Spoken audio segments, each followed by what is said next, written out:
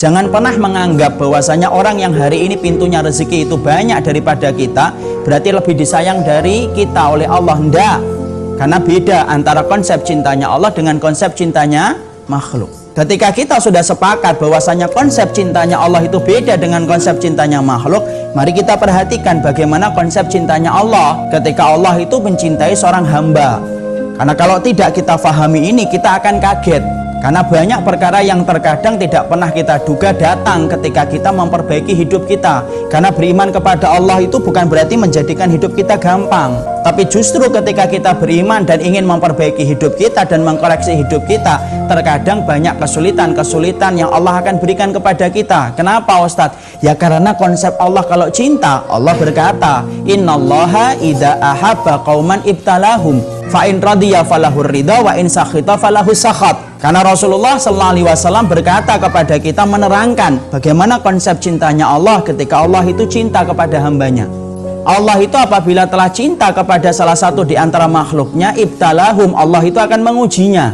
Fa'in radiyah, kalau kemudian dia ridho dengan ujian yang Allah berikan, falahur ridho, maka Allah itu akan tambah ridho kepadanya. Wa'in sakhita, kalau kemudian dia itu murka dengan ujian yang Allah berikan, falahu sakhat, maka dia itu akan mendapati Allah lebih murka kepadanya.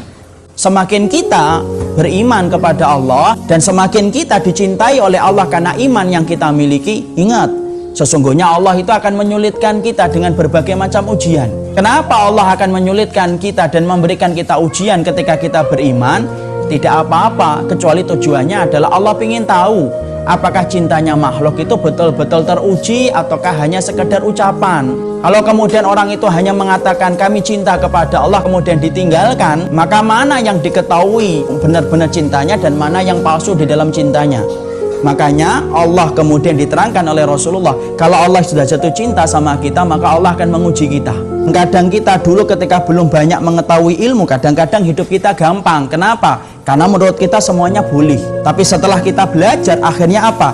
Akhirnya banyak perkara yang dulunya boleh ketika kita masih bodoh, menjadi tidak boleh setelah kita mengkaji ilmu. Karena ternyata tidak gampang beriman kepada Allah dan tidak gampang dicintai oleh Allah. Tapi yang pasti kalau sudah dicintai oleh Allah, kelak dalam kehidupan di akhirat menjadi orang yang paling nikmat hidupnya. Karena alat Allah membayar setiap orang yang diuji itu adalah bayarannya surga.